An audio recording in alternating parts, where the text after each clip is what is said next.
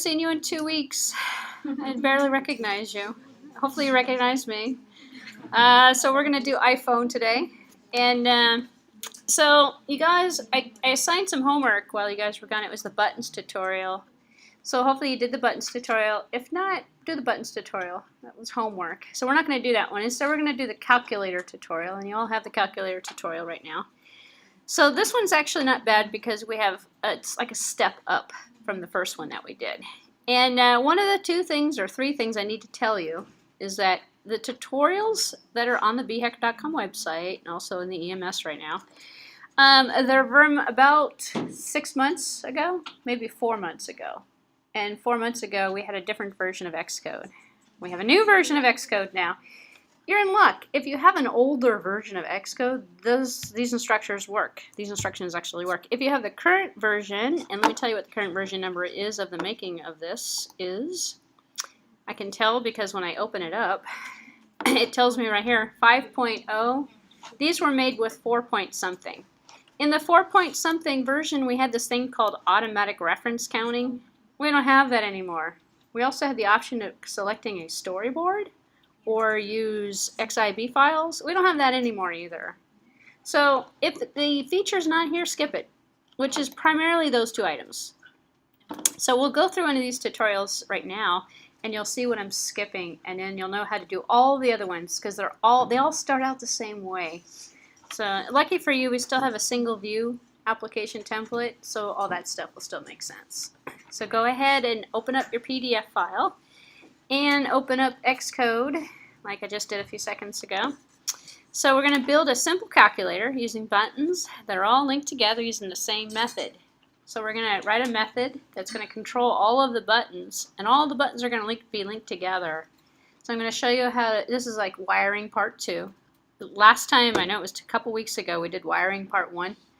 Where we just got the buttons wired, got the stuff hopefully connected, and then you pressed on the stuff and you saw what happened. So now we're going to take this to a little bit part 2. So we're going to add our own method to the source code, and we're going to create some additional functionality that goes along with this. So open up Xcode, create a brand new Xcode project, and let's take a look here. Create new Xcode project. And it's a single view application, and click on next. I'm going to call mine SuperCalc, SuperCalc. Call it anything you want to call it, doesn't really matter what you call it. And I'm going to put mine on the desktop, and I'm going to make it SuperCalc because I'm going to have super big buttons. This is going to be the calculator for the blind. So. Because actually I was thinking about making one because I don't have a calculator for the blind, so, and I'm constantly on my iPad trying to figure out, where are the little buttons, I want to just be able to quickly add stuff up. So this is actually functional for me. I'm gonna make it for the iPhone, so because it's easier to demo right here, and then I could always port it over to my iPad, no problem. So I'm gonna click on next, and I'm gonna save it to the desktop. So I'm gonna click on create, saves it to the desktop. And hopefully we've all gotten that far. A couple people sent me email messages over the last 2 weeks, and they said, I can't do anything. I need a developer account. All right, you don't have to buy a developer account. If you haven't figured this one out yet, and you still are getting those messages, go to Apple or developer.apple.com website and register. Register your Apple ID with the Xcode developer program. It's free registration. It gets linked to your Apple ID account. Your Xcode is linked to your Apple ID account. The error message will automatically go away. You don't have to pay $99. You don't have to do anything. Yes? Oh, sorry. Is that time? I can pause. It's not a bad time. So if you're getting a signing error, the error shows up right in the middle here, or underneath where it says team, actually. If you're getting that error when you open up Xcode, this is just for the brand new version of Xcode. Older users, or not older users, older versions of Xcode don't generate this error. In fact, mine doesn't generate this error. So, but it's okay. Go to developer.apple.com and type in your developer Apple ID. and your password. Click in sign in. If there's an error, then click in register. Register your Apple ID with the registration for the Apple developer. Then it will authenticate that you're registered and then that you're okay to use Xcode. In the old days, it was all together. You downloaded Xcode from here after you registered. Now, because you get it from the Apple Store, it's going to give you that little warning. It's a warning, actually. You just press OK on the warning, and it goes away eventually. But it's a warning that you're not registered. There's no provisional for you. You do not have to pay $99, and you do not have to pass go. You can just fill it out and register for it. And hopefully the error will go away. If not, it's not really an error. It's a warning message. It's yellow. Your program will still run, still compile. Everything will still work perfectly normal. So don't worry about it. Okay, let's get started. Where were we? We created the project. That's about it. So we all have our project created, hopefully. All right, so let's go in here. So this is, again, for those people who came in late, skip number 2. There's no reference counting option anymore, and there's no storyboard, non-storyboard. And there is no viewcontroller.xib anymore either. It's all the storyboard. So when you see this here, ignore this part as well. So after we go through a couple of tutorials in class, you'll kind of sort of see how it works. So we automatically have the storyboard for us. We're going to do this. So now we're going to take a few minutes and we're going to drag one label. Here's our label on the top. And 17 rectangular buttons. Oh my God, 17 rectangular buttons. And it's going to look like this or some variation of this. So you don't really have to count as many buttons, but I'm going to leave this out here. And I'm going to go over here and I'm going to show you a little shortcut. Because we can make the rows, copy and paste the rows. So you only have to create 1, 2, 3, 4, about 5 buttons really. And then we'll copy them all the way down. So let's see. Go back to Xcode. So now we're clicking on storyboard, main storyboard. Brings up our little screen. And I always change the background of my screen, so I'm going to change my background screen to my lovely green. Ooh, that's bright. Hold on a second. Let me go a little bit lower on that green. Green's a little too bright for me. Actually, I'll just leave it alone. It's okay. Let's see. Let's go down a little bit on the green. That's a little bit less bright. Okay, good. Okay, so I'm going to take the label. So this is for the people who need a little refresher, who haven't done this in the 2 weeks. I'm typing in label down here on the bottom. I'm going to drag a big old label over here. And I'm going to stick the label right here, and I'm going to make the label really big. And I'm going to put a big old 0 in the label. And I'm going to change the orientation so it's left aligned. Excuse me, right aligned instead of left aligned, because I want the 0 to show up in the right-hand side. Or I could leave it blank. I don't necessarily need to put anything there. Now let's see what I'm going to do here. Let's see, plain text. That looks pretty good. The color is going to be the default color. Do we want to put, let's see, baseline, line breaks, fixed size font. Let's make the font a little bit bigger, actually. I'm going to change the system font, make it a little bit bigger. Because remember I said I want to make a big one. So mine's going to be for the seeing impaired. So here we go. My calculator is going to be pretty big. So I got that part out. That's your status. It's the end. Now if I wanted to, I could change the background color of it to make it stand out, or highlight it, or put a circle around it, or put a box around it. Let's see.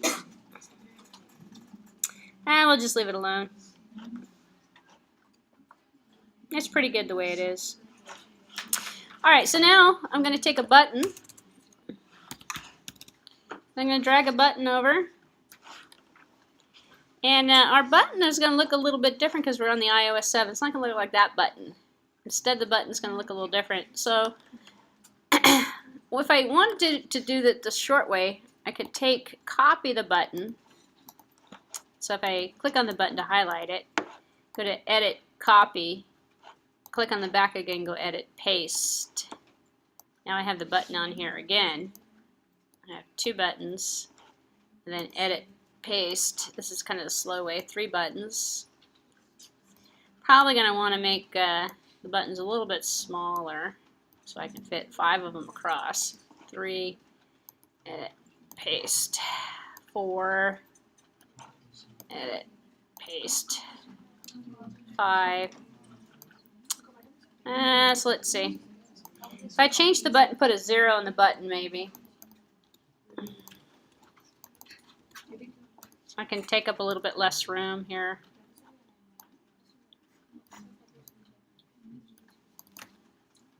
Oops, put a 0 in there. We're going to label the buttons later, so I'm just basically put the buttons out. How many buttons? Let me go back and look at here. That's a good question. So I got 1, 2, 3, 4, 5 buttons. So I'm going to put it, I made my buttons look like this a little bit here. I was trying to line them up. There we go. If I was a little bit more patient, I probably could do it. There we go. That button looks a little smaller.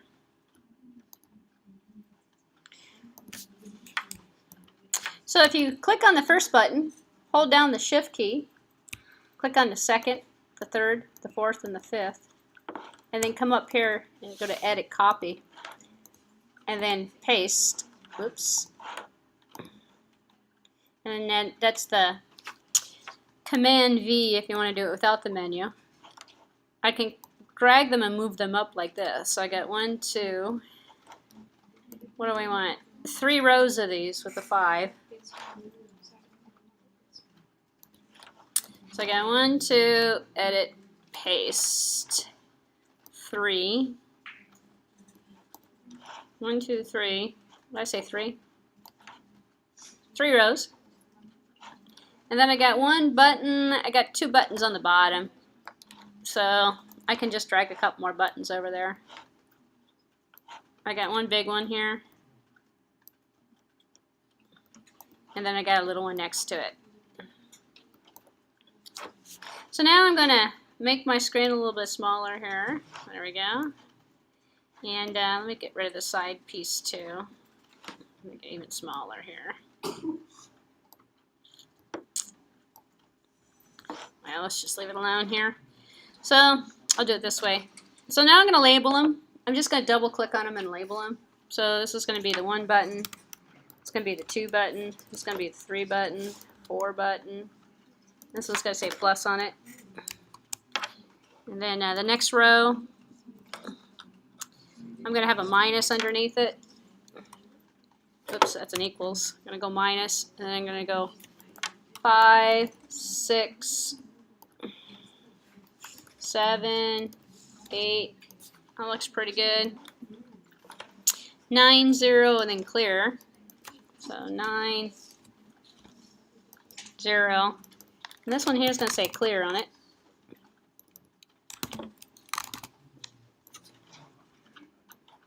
And then this one's going to be a decimal.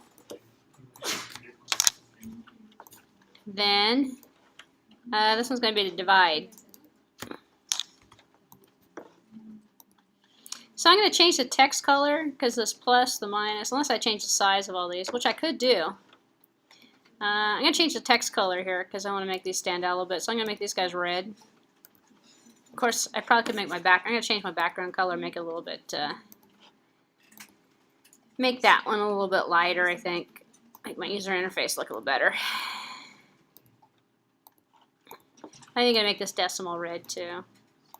You can do your interface any way you want to do it. Let's see. I'm going to change this background, make it a little lighter now. Ah, there we go. A little bit lighter.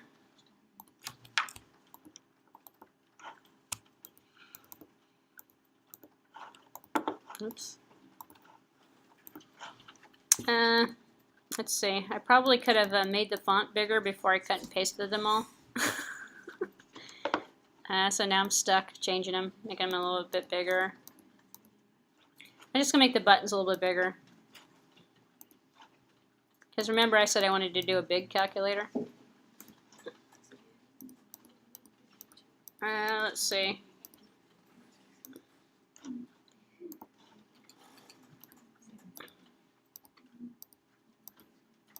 Next time I think maybe I will make them bigger before I go ahead and cut and paste them all over the place.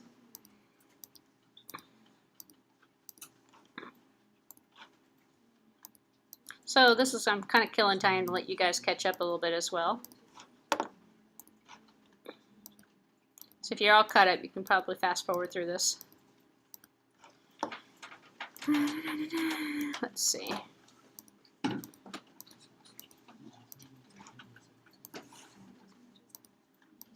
Yeah, making the font bigger before I cut and paste them is definitely something for the future.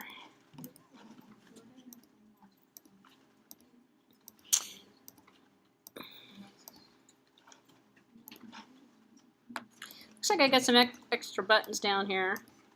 Let's see. I'm going to move my clear. I don't like my clear up here. I'm going to move my clear over a little bit. Yeah, I'll leave it alone. Got one more here.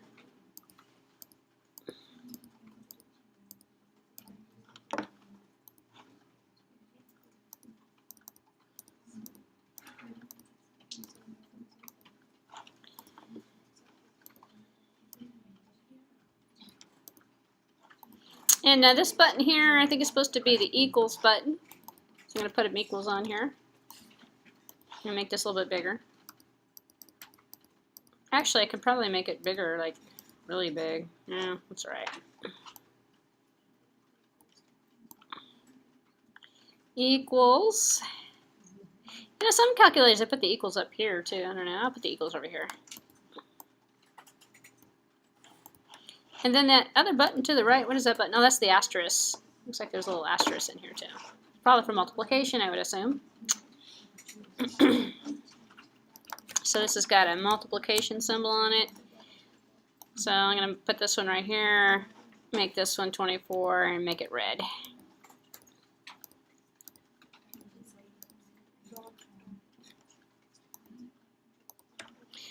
You know, I think I'll put my equals right here. I'll make this one red.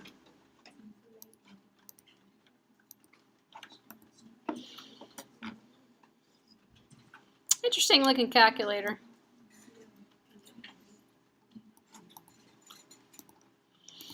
Are we good? We all got our interface built? If not, now would be the time to pause and let you have a little bit more time before we start wiring it all up. How many people want more time? Okay, let's pause for a second. Okay, guys, we're back. I did a few extra little things here. I went to the internet because I was bored while waiting for you guys to finish up. I copied some images, PNG files, ones without backgrounds. You can't tell in this video. Actually, you can probably tell right here. You see these little gray checkerboard in the back? It means there's no background. So you save the image local. I just went to Google and I Googled clear and I Googled equals. And I downloaded them. And you drag them into the folder. And then you click on the item and you come over to the properties, take away the label, and select the image that you want. And then voila, you've got an image instead. Now, if you want to make a calculator fancy, you probably could go out there and find the number 1, the number 2, and the number 3. Fill it all up if you want to. Actually, that might be a cool calculator. So hopefully, maybe you'll do this. You'll have a functioning calculator, so it'll work. But I am going to leave you with a bug on the calculator and have you figure it out if you want. Anyway, but not a big bug. It's just a little one. So, all right. So let's take a look here. We're going to continue forward. It's worthwhile to make your own interface. If you can't do it, you can probably cut and paste it from the solution file. So just leave that out at you.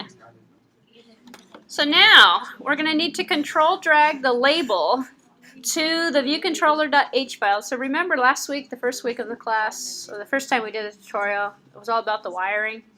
So now we're going to wire again. We're going to take the label and we're going to call it the total. We're going to wire it as a property. We're going to wire it to viewcontroller.h. So I'm going to go ahead and open up Xcode again, and I'm going to make this big, or full screen. And I'm going to take and click on the little tuxedo icon that's over here.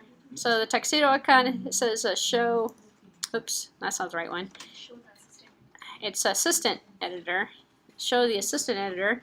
I'm going to get rid of this side piece so it gives me a little bit more real estate.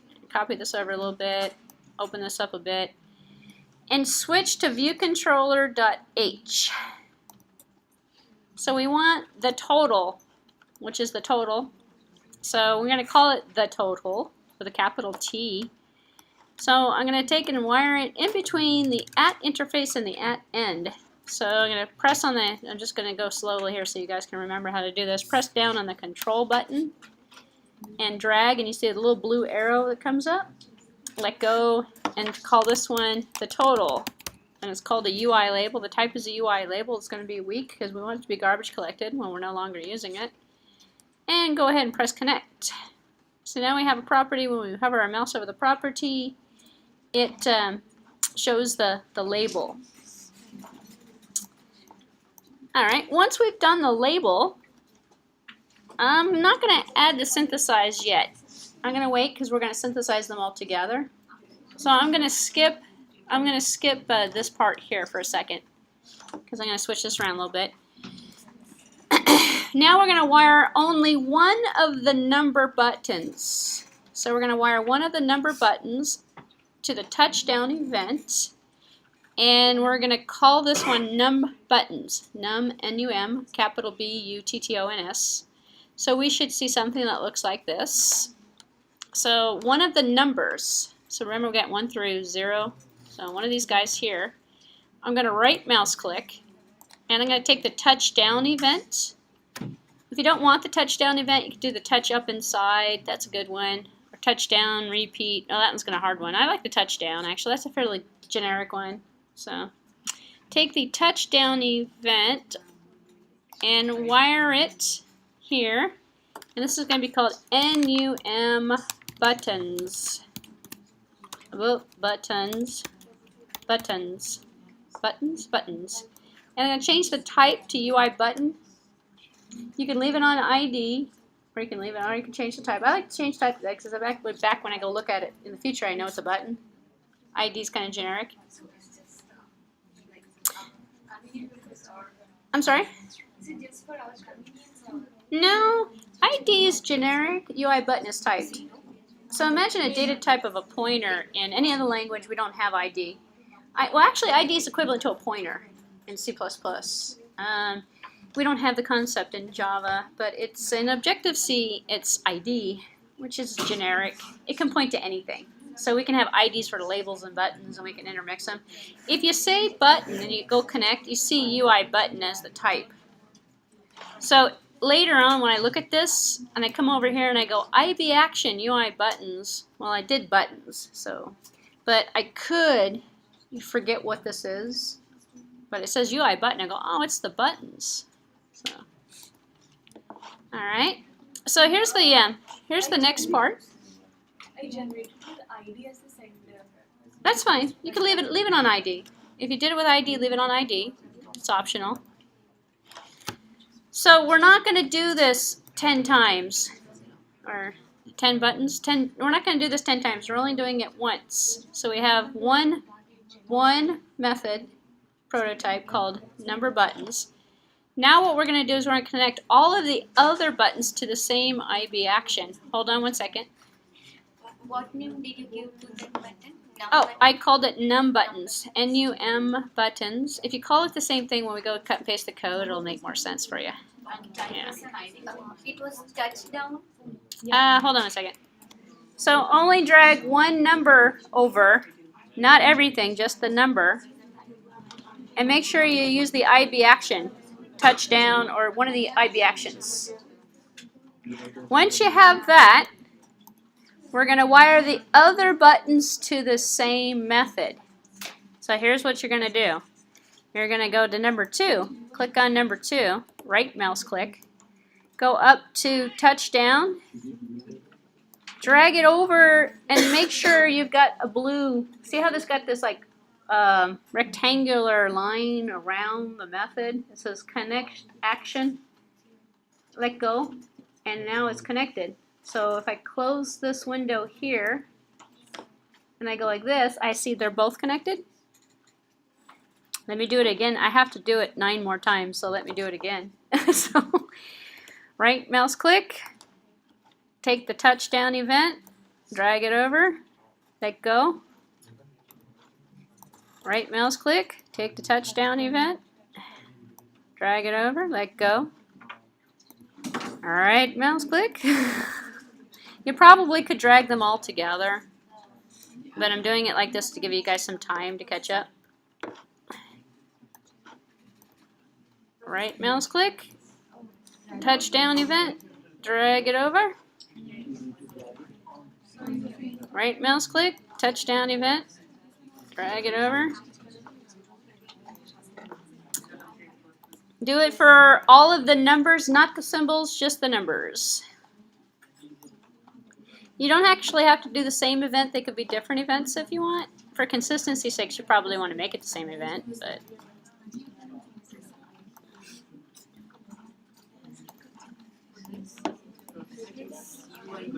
take the touchdown event, drag it over. So when you're done and you have all of the numbers, when you put your mouse over the number, all of the numbers should be highlighted like that. Hello. So let me pause and we'll do attendance and have you guys catch up. You have a couple of students out here? I'm sorry? A couple of students outside. Why do I have students outside? Really new. For those people who wired everything and you want to remove it, it's easy. You just right mouse click on the button and then press the little X here and it'll take it away. Do this for the ones you but do it here. If you do it over here, you're going to take it away for all of them. So you take it on the button itself. All right, let me pause again. Okay, let's pick up where we left off. We're going to wire more buttons. So, hello. Okay, so do not wire this decimal point. This is a separate button in itself. So what we're going to do the operators next. So if you go back to the PDF file, we are going to do the same thing as in step number 6 that we did with the number buttons. We're going to wire the touchdown events for the plus, the minus, the divide, and the asterisk, or the multiply. So there's 4 of them, and we're going to put them all into one called OP buttons, OP buttons. So do one, and I'm going to put it right underneath this one. So I'm going to take the plus up here, right mouse click. You're still doing the IB action. Control drag the touchdown. So I'm going to control drag here. And this is going to be called OP. Is it OP or is it OPS? Let's just take a look here. OP buttons. Yes, OP buttons. So OP, capital B-U-T-T-O-N-S. If you change the type to UI button, you can. If you leave it on ID, just leave it alone. That's fine. Doesn't matter, either one of them works. ID's more generic. UI button is a type, data type. So there's 4 of them. So go ahead and connect all 4. The same thing we did before. This one's going to go to the OP buttons. To right mouse click, drag over touchdown event. 2, that would be 3, doesn't really matter. I'm not keeping track here. Asterisk here, this is number 4. Touchdown event. I'm not actually having to hold down the control button. In the old days, you had to hold it down for everything. I don't have to hold it down anymore. Kind of weird. Didn't even realize it. Somebody asked me earlier, can you do the other events? That's fine. It doesn't really matter what event. It's just one of those events. Hopefully something related to a touch. So you got 1, 2, 3, 4. You could tell that all 4 of them, the plus, the minus, the divide, and the multiply, are wired to the OP buttons. Once you do that one, we have the decimal, we have the clear, and we have the equals left. So as you might expect, the decimal is going to be called decimal button. So go ahead and wire the decimal button. And then the clear button is CLR button, clear button. So go back here, take the decimal, right mouse click, touchdown event, drag it over here. This one's going to be the decimal button. And I'm going to change it to a UI button. Perfect. I got the clear button here. I'm going to just say CLR button. Or you could just say clear button, doesn't really matter. Clear button.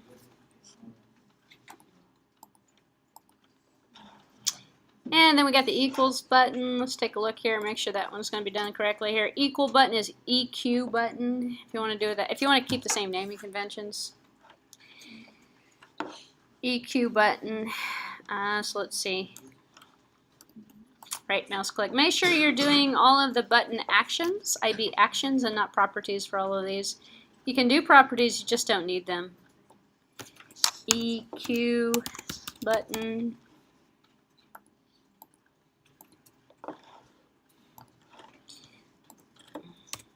So now my buttons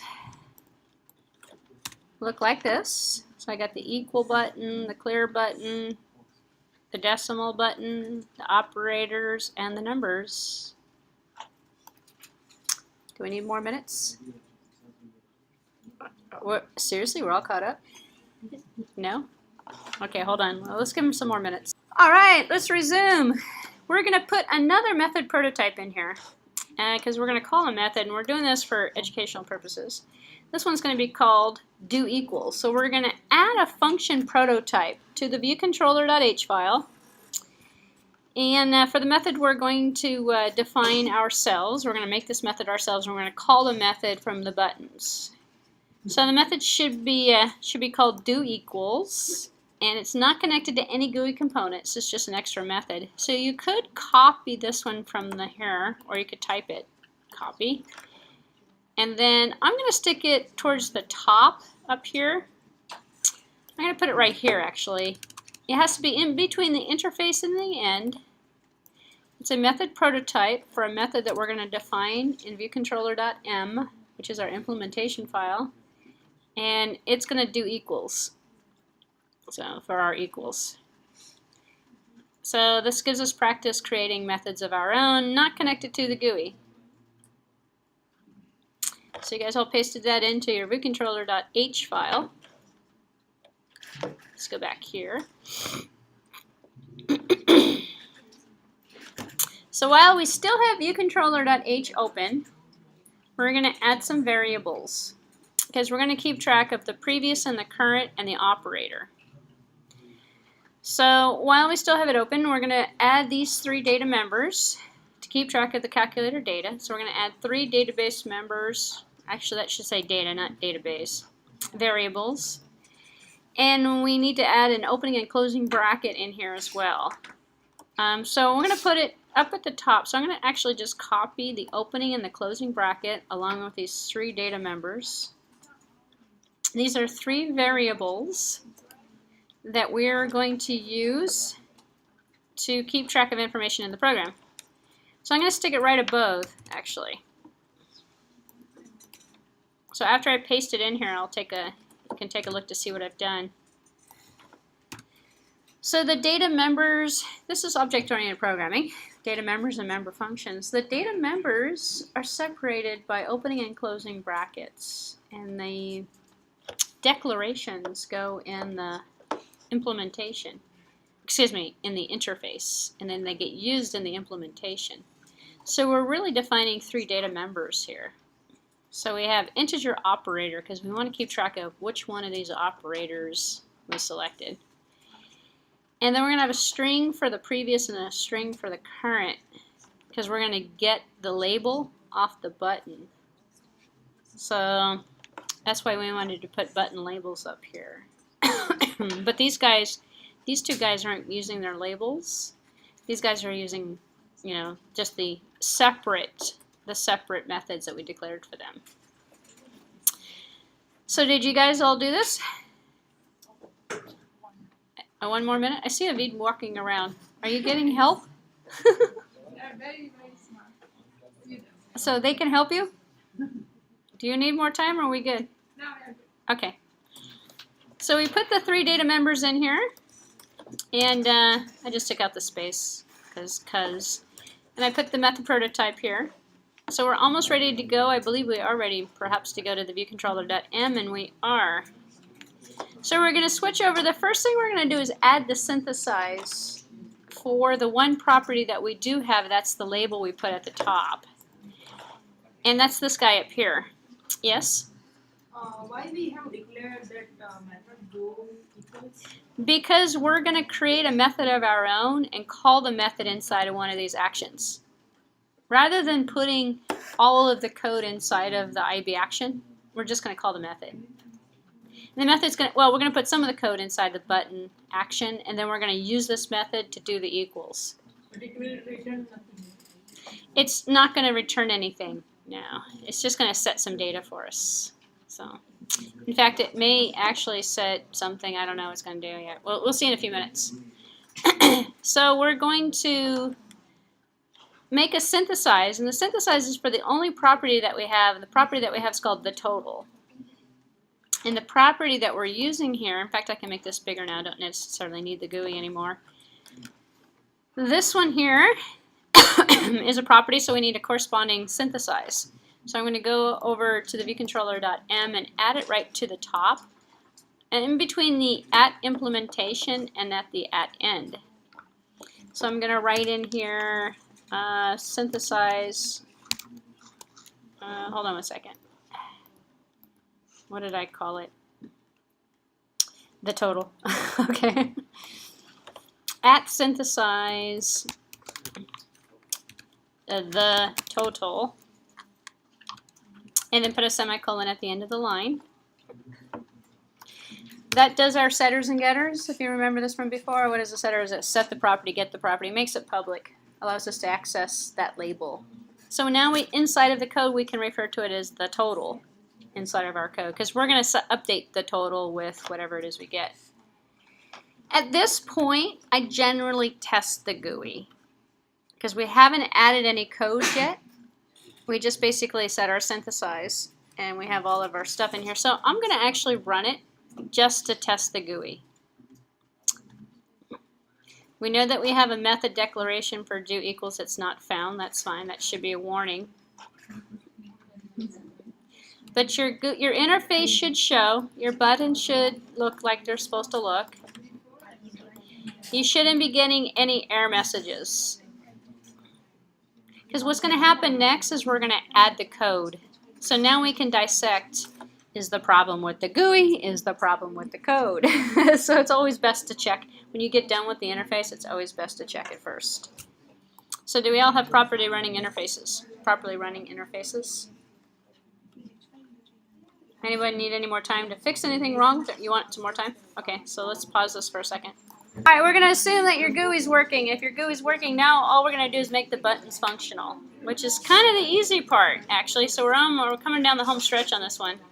Close the emulator or stop the emulator by hitting the stop button up over here. I have a tendency just to close my emulator because then it prevents there from being problems. So just in case the emulator does something differently. Alright, so we're going to initialize those data. If we can have it quiet again. We're going to initialize the data that we made, that we identified in the .h file. In the .m file, on the view did load, we're going to assign some default values. So we're going to take the operator, have it equal to 0, take current, which is a string, and have it equal, it's an NS string, have it equal to the 0. Take the previous, have it equal to 0. This one here is part of the view did load method. The view did load method is part of the app lifecycle. When the view loads, this method comes out first. It's kind of like main of a C program. Did the view load? The view did load. Okay, next. What do we do next? We're going to do this stuff. So I'm going to copy these 3 variables here, and I'm going to paste them. Now I'm switching over to the .m file. I'm in the .m file. If you stuck your .h information in your .m file, just start over. If you cut and paste and you move it over, you're going to have problems. Or you can try and move it all over. But long story short, if I look at the top of my .m file, make this a little bit bigger here, I'm going to get rid of this warning message because I haven't implemented the total yet. Right here, this is the view did load method. I'm going to put it right up here at the top of the viewDidLoad method. So my operator is going to be equal to 0, current is going to be equal to 0, and previous is going to be equal to 0. Well, these are three, don't do this, but I'm going to show you. These are the three, excuse me, these are 2 NS strings and 1 integer. Because when we click on the buttons, we're going to add up what we're working with. So you're in the viewController.m file, and you're adding this to the viewDidLoad. That's what you're doing. So that when the view loads, it will initialize the data. Now we're going to fill in the methods, and I'm going to go over what this code is actually doing. It's not too bad. We got to go from a string to a number, and then from a number to a string, because we have strings on the output, and we have numbers to do math with. So on the number buttons here, we're going to have a temporary string called str, which is string. The data type is NSString, and it's going to be the current title of the sender. Who's the sender? That's the button we clicked. So we have the event-driven behavior that says if we send a button, we actually looked at this, I know it was several weeks ago, we looked at this in our first lecture. The sender is the button that's giving us the action that we're going to respond to. This is why you can't put, and hopefully you didn't put, images on your number buttons. If you did, you have to change the code. So if you did that, then you have to give your button a number and then say, what number is the button? Because you have to identify the number somehow. So we're taking the current title, which is the number of the button that we put on there, and we're taking that because it is a string, or we're assigning it to our string temporary variable str. Now, if the current, that's a variable that we set to, at the beginning of the code, we set current to 0. It's also a string. If current is equal to 0, that means we don't have anything yet. It's 0. Then current's going to be equal to the string, the button we just clicked on. So now our temporary variable current is 1. We clicked on the 1 button. Else, concatenate it. So now we have current is going to be equal to current string by appending string, string. So we're running a method, string by appending string. We're sending in a parameter, str, which is our temporary variable that we created here that took the title off of the button that we clicked on. And we're going to say that current is equal to current along with the string. So if we clicked on 2 1s, current would equal to 1 1. And well, better known as 11. So we're just simply gathering up the input. And so we're taking the current, we're going to make a string out of it. So if we go 1, 1, plus 5, plus 6, plus 1, plus 9, and then we hit that equals button, the equals operation is going to take that string, parse the string, figure out what we've got, and do the math in the order of the operation. That's why I say there's probably a better way of doing this, but it's a simpler way. The total, so we're going to have a total. The total, you know that total we put at the top of the screen there? The total is going to be equal to set text current. So we can actually put this in the number button and test it out, and it should work just fine. So let's do it. So let's copy and paste it in here. I'm just going to take the inside the opening and the closing brackets. We already have the method. The method's already given for us in the .m file, so I'm going to copy the code in the number buttons. Here's number buttons, it's right on the top. So I'm going to paste, and it worked. So I have to put a little line return after the semicolon here to get it to look good. So now if I try it out, if I hit the number buttons, this is just the number buttons, by the way. I see 1, 12, 123, 124. It's just concatenating. So not a bad idea. Test out your interface. Make sure your number buttons are working. Because what ends up happening if you get multiple buttons and multiple things are happening, oh, where's the problem? It's not working. So hopefully your number buttons are working. So let's move on. Let's see. Number buttons are working. Go ahead and try it out. Make sure your number button's working properly. Let's take a look at the operators now. So we have to tell what button we hit, obviously. We have all 4 operators and they're all wired to the same button. So in the code, we're going to say that we have another temp string. Because we already used string up here, we could have reused it. I could have reused str again. It's a local scope, it would have been okay. But we're going to make another string, call it temp string. And that's going to be equal to the current substring format index of the current length minus 1. You're like, huh? So current is the variable that we have. So substring from index. So the string is kind of like C, where the strings are character arrays. Each one of the items actually has a index value. 0 starts with 0, 1, 2, 3, 4, 5, 6, 7, 8, 9. We did a minus 1 so we can go backwards on it. So take that with a grain of salt right now if you don't understand. If you're new to programming, that's going to be a problem for you. We'll visit that again in a few minutes. If it's equal to the dot, because we got 4 of them, then do something. If it's equal to the plus, then do something. If it's equal to the asterisk, then do something. If it's equal to the divide, then do something. What are we going to do with this, then, if it's equal to this? So we have, if it's equal to the dot, then the current string is going to be the string current. We're going to do a substring to index current length minus 1. We're going to set the total to be equal to the current. It's just a dot. We put a decimal in there. So let us keep going. So, and then the string is going to be, we're going to update sender to the current title of the string, of the button that we clicked. Because sender is the title, so it's going to be asterisk. So we're going to see the asterisk show up, or the minus, or whatever it is we typed in. And if the operator is greater than or equal to 1, and the operator is less than or equal to 4, the index of operators, we have 1, 2, 3, and 4 that are associated with the order that we've clicked them. If it's smaller than or equal to 4, then do equals. Don't worry about this math part yet.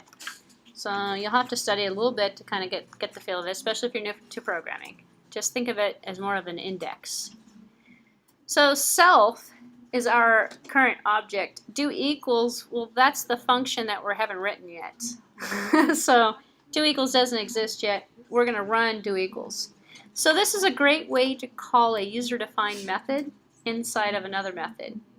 So at one point we just decided, instead of putting the code in here, because do equals is going to add everything up to equal it. So instead, this is going to be substituted, and it's a little easier to read. Because further down the row we're going to do other stuff. What are we going to do? We're going to set the operator. So if the operator doesn't equal 5, then previous is going to be equal to the current copy, and the current is going to be equal to nothing, to 0, back to 0. If it's equal to the plus, then the operator is going to be equal to 1. If we're keeping track of the operator, and then we're going to assign a 1, 2, 3, 4 to it, depending upon what it is. So we have a 1 if the minus is 2, the asterisk is 3, this one is 4. Because what we're going to do in the do equals, if the operator is 1, then, well, what's 1? If the operator is 1, then apply a plus. use the plus symbol. So we're taking the symbols out of the string format, assigning a numeric value for the operator. Remember the operator was one of those temporary variables that we did. Operator 0. If operator 0 don't do anything, we don't have an operator yet. If the input that we're getting is something, then don't do it. I mean, it's a number, then use it as a number, add it to the current.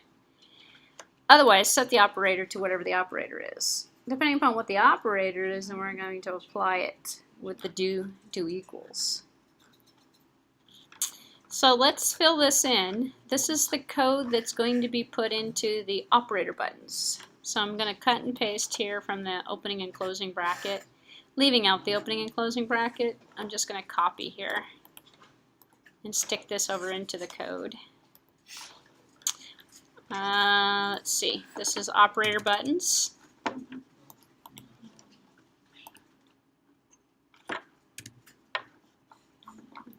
Little sloppy with my cut and paste, but it appears to have worked okay. Looks like this one here's got a little space next to it. There we go.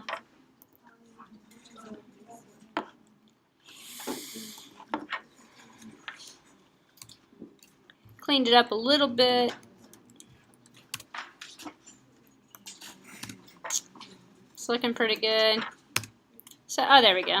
Some of the, I'll post this as the finished project at the end when I put the video up. So if yours did not work, you can download the finished product and take a look at the one I did.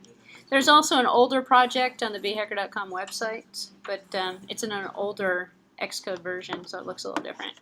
So, all right, so now we have to fill in the behavior for the decimal button. Yeah? I don't have it. When you cut and paste it? Yeah. Or copy and paste it? Hold on a second. If your code is worried about this self-do equals, we haven't defined it yet. Mine, because I have recording software going on, it hasn't caught up yet. It's sitting there, probably going to catch up eventually, probably when I run it. But right now, it's not going to show me any errors. So, if you don't have recording software running and your computer is running pretty fast, you have 8 gigs of RAM, yours is going to show up immediately with an error message. So, I have 8 gigs of RAM, it's just not going to, we haven't implemented that method yet. So, let's go ahead and continue. If we want, we could put the do equals in for those people who have fast processors and see if the problem goes away. But we have to make sure we get back to the decimal button. So let's get the decimal button right now. We'll just do the do equals. This one we have to add the whole method. We don't get the method prototype because we put the method function prototype in the .h file ourselves. We don't automatically get a template for it in the .m. So we have to actually put it in. So what's the do equals going to do? Well, it's going to take the NS decimal number, number 1, and number 2, and add them together. Or subtract them or divide them. And the number is going to be equal to the NS decimal number with string, previous, current. So if I type in the number 1, and then I type in a plus, and then I type in number 2. Number 1 is the previous, number 2 is the current, and the plus is the operator in this logic. And we're going to see that with our operator 1 for plus, actually. So if the operator is greater than or equal to 1, and the operator is smaller than or equal to 4, that means if it's 0, which is set by default, it's not going to do anything. Which means you can press the equals button, brand new, it's not going to trigger an error or anything, just not going to do anything for you, there's no equals yet. So if we have something to do, then gather up all the pieces. So, and we have to convert it to a decimal because we're working with a decimal point, so we're going to have decimal precision on our calculator. If the operator is equal to 1, we're going to do addition. So else if the operator is equal to 2, else if the operator is equal to 3, else if the operator is equal to 4. So let's take a look at number 1. Then the number is going to be decimal number by adding. Luckily for us, these are built-in methods for Objective-C that create a decimal. Number 1 is a decimal, NS decimal. And we're going to create a decimal number with a string, because previous is our string. Previous is the parameter we're sending to the method call. The method call we're running to create an NS decimal number, and we're assigning that to number 1.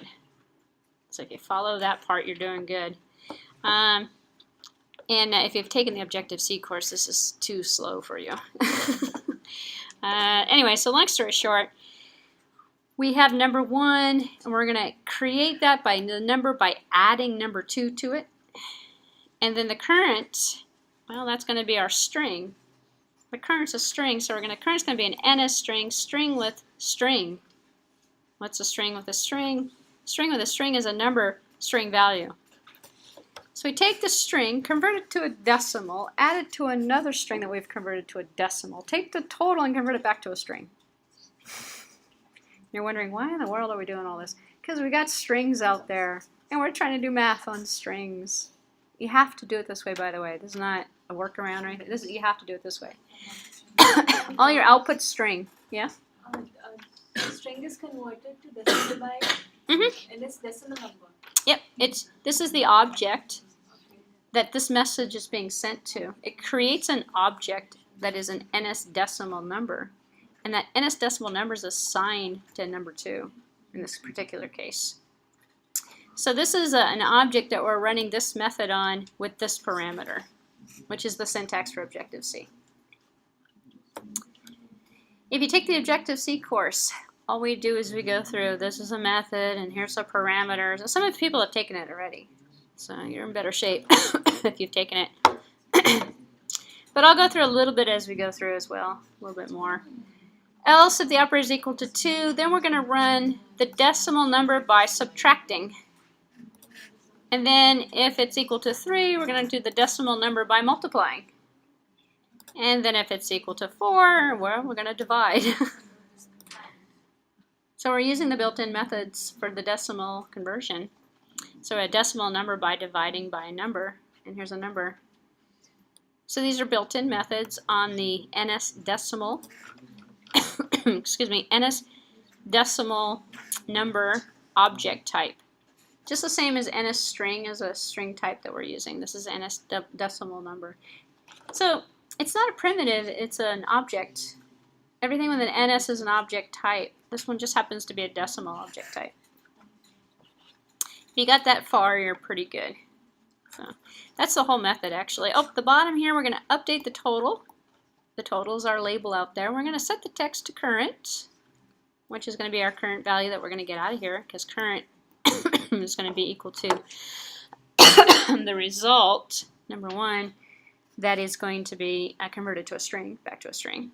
And then previous is going to be equal to the current copy. And then current, we're going to set the current back to 0. So we're going to reset the value so we don't have any garbage left over in our temporary memory there. And then the operator is going to be equal to 5. Well, we don't have 5 operators. We only have 1 through 4. So we've used it. So we could put it back to 0 if we wanted to, because 0 doesn't mean anything either. But 5, we can always go back again. What we haven't done, and I'll leave this for you to do, if you want to enhance this, you can do operation after operation. If you set the operator to 5, well, it means you've already done something. You could not clear out the current, leave the current. So if I did 1 plus 1 and I got 2, I hit the equals button and I did 2. Then I could, instead of getting rid of 2, which is what we're doing right now, we could keep 2 and go plus 5. Plus 9, plus 10, and then we can keep the current value, and then you can get another little button that says mem on it. You put another mem button out there, you click the mem button, it makes a copy of current, and then sets current back to 0. And then you want to use current again, you have to press the mem button. Very easy, you guys could easily modify this to do that. So I did not do that. I left it to you to do as an exercise if you'd like to. You don't have to, but if you want to, you could. So I'm going to copy and paste and stick this guy.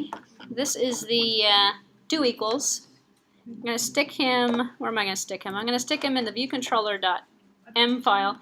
It does not matter where. So I'm going to put it on the bottom of the file. I'm going to stick it way underneath the equals button.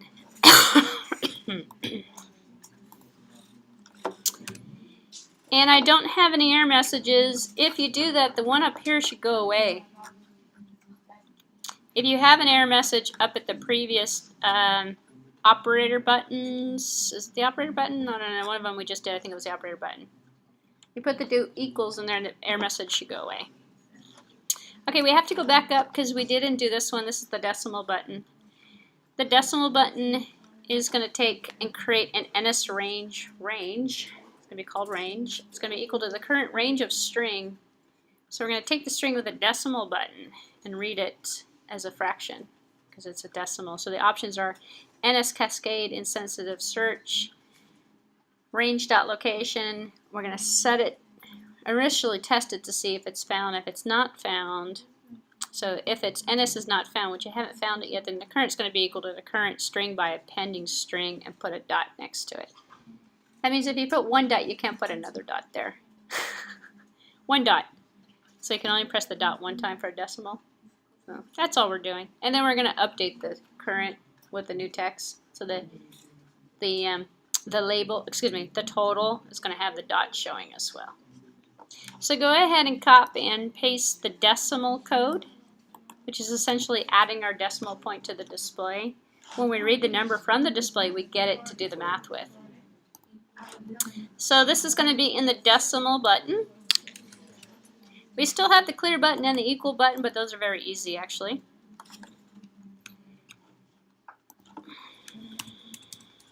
So now I have mine in here, and this is the decimal button.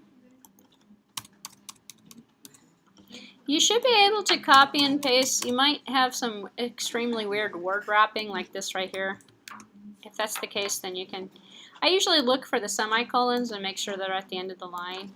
And then here, I'll get rid of that one there. So. Interesting word wrapping usually happens. So. Okie dokie.